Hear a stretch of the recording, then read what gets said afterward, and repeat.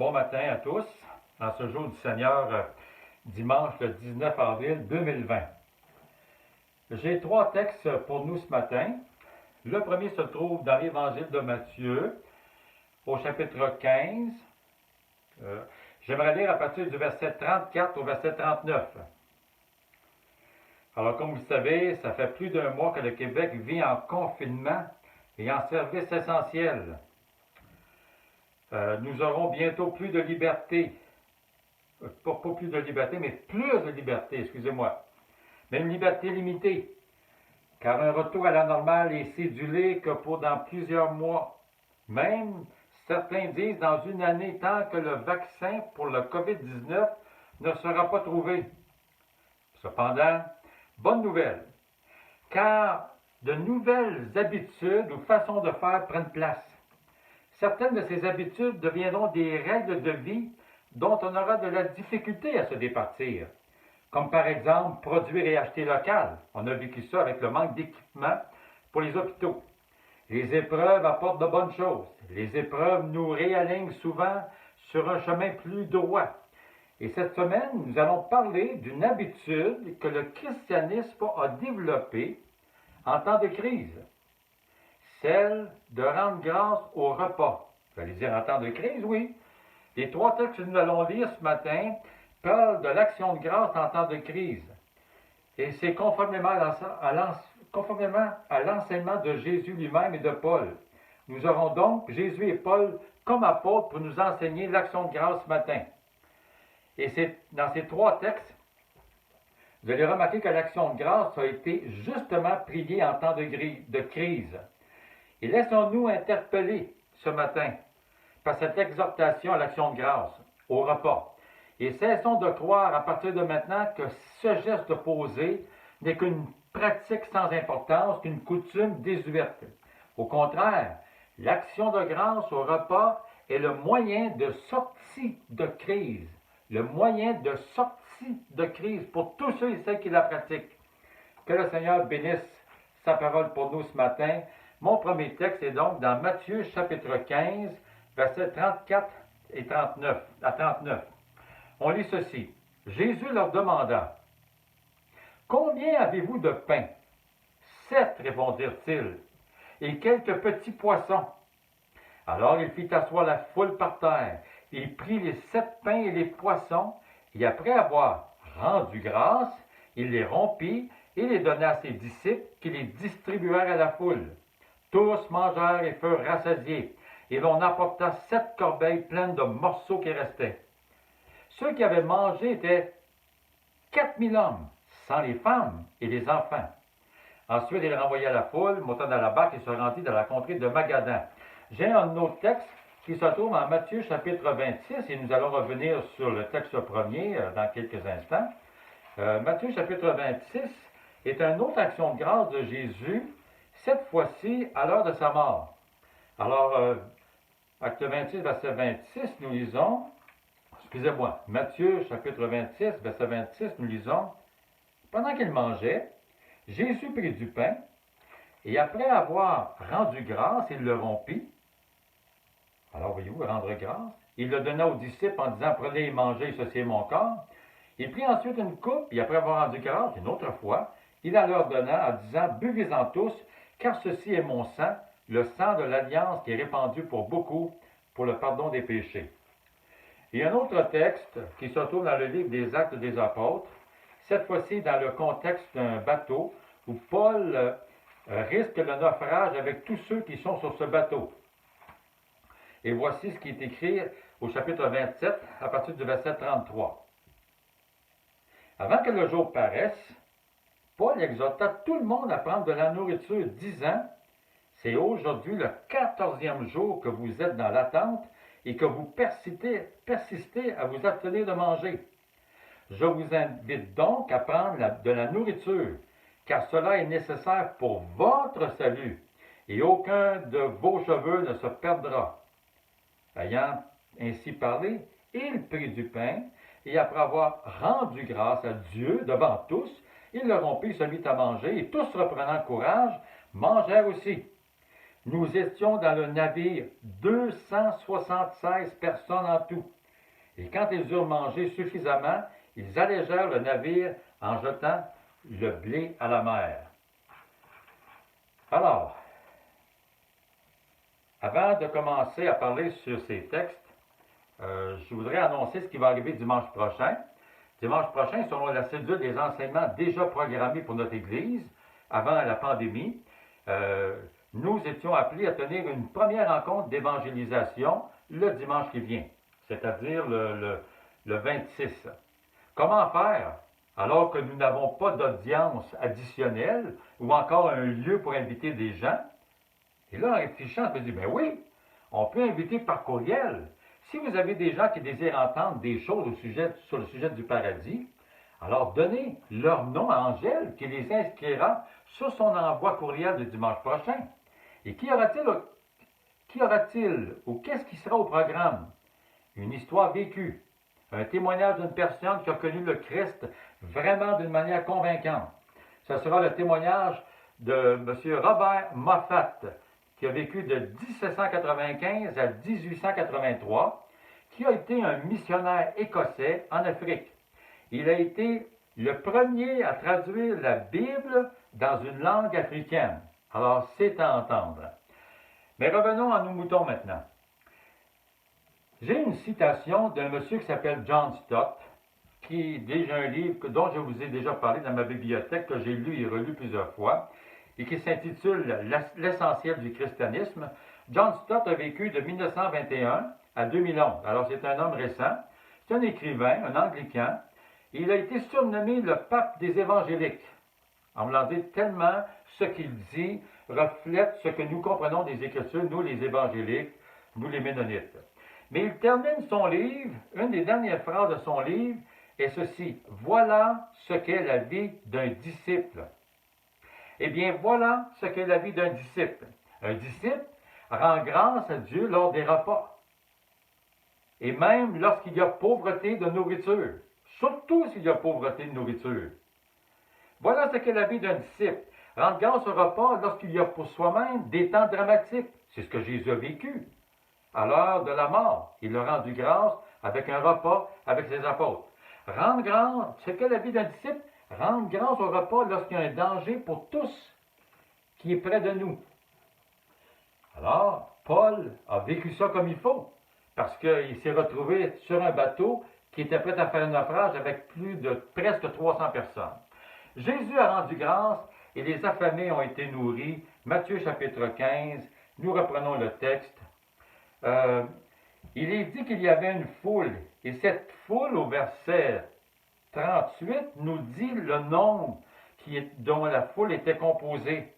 Il nous est dit qu'il y avait 4000 hommes, sans les femmes et les enfants. Alors, j'imagine, j'essaie de faire un petit compte rapide, nous avons une foule ici d'environ 10 000 personnes. Alors, c'est assez un grand congrès, si vous me permettez. Et quel est le panier de nourriture qui est prévu pour ces personnes-là? Le texte nous dit 7 pains au verset 34. Jésus leur demanda: combien avez-vous de pain? 7, répondit-il, et quelques petits poissons. Alors, c'était pas gros comme un dauphin, une baleine. Des petits poissons, c'est probablement des ménés ou des sardines. 10 000 personnes, 7 pains, quelques sardines pour nourrir une foule de ce genre. Alors, qu'est-ce que l'enseignement ce matin? Je crois que Jésus y est allé très fort pour expliquer ce qu'est la foi ou encore l'incrédulité. Ce qu'il a enseigné, c'est pour notre vie à tous. Il n'a pas enseigné seulement pour démontrer sa force, il a enseigné pour montrer, comme le dit John Stott, voilà ce qu'est la vie d'un disciple. D'ailleurs, Jésus a dit à d'autres endroits, dans ce texte-là, ici, on ne le voit pas, mais ailleurs, dans d'autres textes, Jésus a dit: donnez-leur vous-même à manger. Qu'a-t-il signifié? Il a signifié que les disciples doivent voir des miracles de ce genre dans leur vie. Si tu rends grâce au Seigneur de prendre soin de toi lors des repas, parce que c'est ça l'action de grâce. On rend grâce au Seigneur pour la nourriture, et on prie pour d'autres choses, c'est comme ce que je fais chez moi tout le temps. Mais si tu rends grâce, tu vas pouvoir nourrir tous ceux et celles qui sont à ta table constamment. Tu t'inquiètes financièrement à cause de la pandémie, tu t'inquiètes pour toi et pour ta famille. Rends grâce à Dieu au repas. Rends grâce à Dieu à chaque repas. Et tu verras qu'il est vrai que Jésus est Jéhovah Jireh. Jéhovah Jireh, c'est Yahvé Jireh. C'est le même mot, éternel, Jéhovah ou Yahvé. Mais le mot Jireh veut dire pourvoir. En Genèse 22, 14, lorsqu'il y a eu un problème de crise, eh bien, Dieu s'est manifesté en étant celui qui pourvoit pour Abraham. Il y aura toujours eu nourriture dans ma vie, pour ma famille, et même abondance pendant toute ma vie. Et j'aimerais vous dire pourquoi. Parce que depuis le premier jour où j'ai compris l'Évangile d'une façon claire, nous avons, Francine et moi, rendu grâce au repas. Et c'est comme ça que la foule de mes enfants, et c'est comme ça que mes enfants aussi, avec leurs enfants, ont l'abondance. Quelle leçon! La deuxième chose que j'aimerais mentionner avec un deuxième texte, Jésus a rendu grâce au repas lors du grand drame de sa vie. Matthieu chapitre 26. Nous l'avons lu, il a rendu grâce pour le pain, il a rendu grâce pour la coupe, mais à quel moment? C'est à l'heure de la crucifixion. Il le dit au verset 28, « Car ceci est mon sang, le sang de l'Alliance qui est répandu pour beaucoup pour le pardon des péchés. » Et il est en train d'annoncer que son sang va être versé. Nous sommes le jeudi saint, le lendemain ou dans la nuit, il va être amené devant Pilate, être condamné, et le matin du vendredi, il va être crucifié sur une croix, il va mourir le vendredi après-midi. C'est le repas du condamné. Et qu'est-ce qu'il a fait lors du repas du condamné, son dernier repas? Il a rendu grâce. Et savez-vous quoi? Il est passé à travers cette épreuve victorieux. Il est sorti du tombeau vivant. Cette action de foi de rendre grâce au repas est clé pour ma vie et ta vie. Je ne pense pas pouvoir faire mieux que le Maître, qui est Jésus lui-même. Mais voilà ce qu'est la vie d'un disciple. Si au repas, nous prenons l'habitude de rendre grâce, lorsqu'arriveront les grands fléaux qui vont certainement venir sur notre planète, puis c'est commencé, nous serons prêts à y faire face et nous sortirons victorieux de là. Mais si nous n'avons pas cette habitude, notre foi ne sera pas assez grande. Et je ne sais pas si on va être capable de passer à travers les autres épreuves qui vont affecter la terre. Mais si cette habitude, je le répète, est bien ancrée en moi, on va avoir la foi de faire face, car sans s'en rendre compte, on aurait été nourri de corps pendant des années, sans conférir, et nous allons être rassurés à l'intérieur de nous par une grande foi qui va nous tenir à l'heure de la tentation qui va venir sur le monde entier. Ce que nous vivons présentement est une préparation à d'autres événements semblables. De nouvelles coutumes se prennent au Québec, mais une nouvelle coutume doit naître chez nous, ou continuer, sans arrêter. Rendre grâce à Dieu permet de vaincre l'ennemi financier dans les temps de difficulté, nourrir nos familles. Rendre grâce, même quand c'est dramatique. La mort m'attend. J'ai une crise cardiaque qui s'en vient. J'ai un problème de ma femme est en train de souffrir, peut-être même de mourir. Elle a un cancer. Continue à rendre grâce. C'est comme ça qu'on est victorieux. Parce que la foi d'être nourri de corps, eh bien, cette foi-là se répand pour tous les autres événements qui peuvent affecter notre vie. La foi de Jésus, je dirais même à l'heure la plus tragique, a été entretenue par ce petit geste quotidien de rendre grâce au repas. Merci Jésus pour ton exemple. Paul, si nous prenons Acte 27 que nous avons lu tantôt, passage très intéressant. Un navire va couler. Ça fait 14 jours qu'on ne mange pas. La tempête règne. On ne sait plus quoi faire. Les gens jeûnent, ne mangent plus. Ils sont aux abois. Et Paul dit, il faut manger.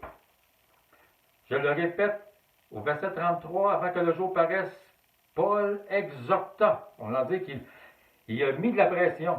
Exhorta tout le monde à prendre de la nourriture. Il va falloir manger. disant, c'est aujourd'hui le 4e jour que vous êtes dans l'attente et que vous persistez à vous atteler de manger.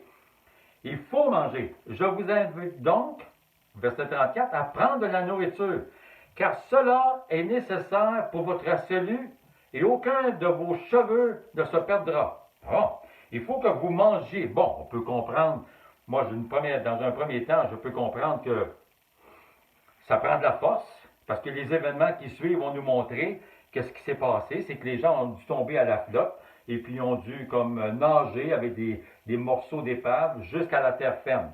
Ça prend de l'énergie. Mais je crois qu'il y a eu une autre explication. Et c'est la suivante au verset 35. Ayant ainsi parlé, il prit du pain et après avoir rendu grâce à Dieu, devant tous, il le rompit et se mit à manger. C'est le mot devant tous qui m'étonne.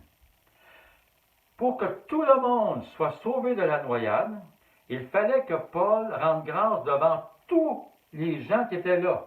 Autant les soldats que le capitaine, que les marins, que les prisonniers, puis que les passagers. Il fallait que tout le monde entende qu'il y a un Dieu vivant qui s'appelle Jésus-Christ qui prend soin de nous. Et je ne sais pas surpris, parce que souvent, lorsqu'il est question de rompre le pain dans les Écritures, ça fait allusion à la scène. Paul a mangé son pain, et je ne serais pas surpris, lorsque j'arriverai au ciel, de voir que ce jour-là, sur le bateau, il a dit « Merci Seigneur Jésus d'être mort sur la croix pour moi ». Et tous ont été épargnés de la mort. Comment? Par une simple action de grâce de Saint Paul devant tous. Et puis après ça, on a jeté le blé par-dessus bord. Le dernier repas. Il n'y avait pas d'autre repas à prendre que celui-là, au verset 38. Quand ils eurent mangé suffisamment, ils allégèrent le navire en jetant le blé à la mer. Fini la mangeaille. Qu'est-ce qui arrive maintenant? On s'est mis entre les mains de Dieu. Tout le monde a communié d'une certaine manière à la prière de Paul et à son action de grâce. L'action de grâce, insérons cette nouvelle coutume dans notre vécu. Voilà ce qu'est la vie de disciple, a dit Paul. Mes amis, je lis depuis des années beaucoup de livres. Il y a des livres qui me marquent plus que d'autres. Celui dont je viens de vous parler, John Stott, c'est un homme qui m'a marqué. Parce que toute sa théologie, tout ce qu'il dit, il le tire vraiment des Écritures et il y met sa foi. Qu'il parle du baptême, ou qu'il parle du retour de Jésus, ou qu'il parle du salut, qu'il parle le sang de Jésus-Christ seulement versé à la croix, tout ce qui est dans les Écritures, il lui prête foi. Moi, aujourd'hui, ce que je veux vous dire, c'est qu'un détail comme ça, lorsque nous lisons dans la Bible, il a rendu grâce, on pense que ce sont des détails. Ce ne sont pas des détails. Ce sont des leçons de vie. Et surtout lorsque c'est répété par Jésus plusieurs fois et que c'est répété par Paul et répété à d'autres endroits encore, là on se dit, OK, il y a ici enseignement. Alors ce matin, voilà ce qu'est la vie d'un vrai disciple, c'est que l'enseignement nous amène à dire, OK, je n'ai pas vraiment le choix. L'action de grâce, c'est une partie intégrante de ma vie. Le matin, si je suis seul, le midi avec mon épouse, le soir en famille, il est temps simplement, pas de longues prières, mais tout simplement de dire merci Seigneur pour la nourriture. C'est le minimum. Chez moi, j'ai toujours comme 2 points. Je vais toujours dire une requête pour la famille, une requête pour ma femme, une requête pour un de mes fils. J'ai toujours un petit temps de prière. C'est pas obligatoire, mais je peux dire ceci, Père Céleste, au nom de Seigneur Jésus, j'aimerais que tu aides mon plus jeune fils, financièrement, il en a besoin. Et ensuite, je vais dire merci pour la nourriture. Et finalement, ça rencontre le besoin que la Bible nous dit de prier avec action de grâce. Vous faites une intercession pour votre famille, puis vous rendez grâce. Je vous dis, mes amis, qu'une des plus belles gloires que Jésus-Christ a pu nous enseigner, parce que je dis gloire, parce que c'est une nouvelle coutume, et cette coutume-là, qui a été imprégnée dans ma vie, que j'ai tirée des Écritures, que j'ai tirée de mes ancêtres. Quand j'étais jeune, dans l'Église catholique, on faisait le signe de la croix, on remerciait le Seigneur. pour la nourriture, on bénissait les personnes. C'est la même affaire. Le catholicisme, comme le protestantisme, nous nuançons peut-être la façon de faire les choses, mais c'est le même contenu. C'est toujours bénir une personne, des personnes, et rendre grâce à Dieu pour le pain qu'il met sur la table. Mes amis, nous allons vivre une belle pandémie, une sortie de pandémie difficile peut-être pour quelques-uns, mais je vous dis, avec l'action de grâce, nous en sortirons de cela contents, victorieux, ayant nourri tout le monde, ayant assez d'argent pour pouvoir à tous nos besoins, en étant nous-mêmes rassurés par rapport à notre propre vie, et nous aurons aussi amené avec nous d'autres personnes à la délivrance, au salut en Jésus, où nous les aurons aidés par nos paroles. La parole de Dieu est là pour être appliquée.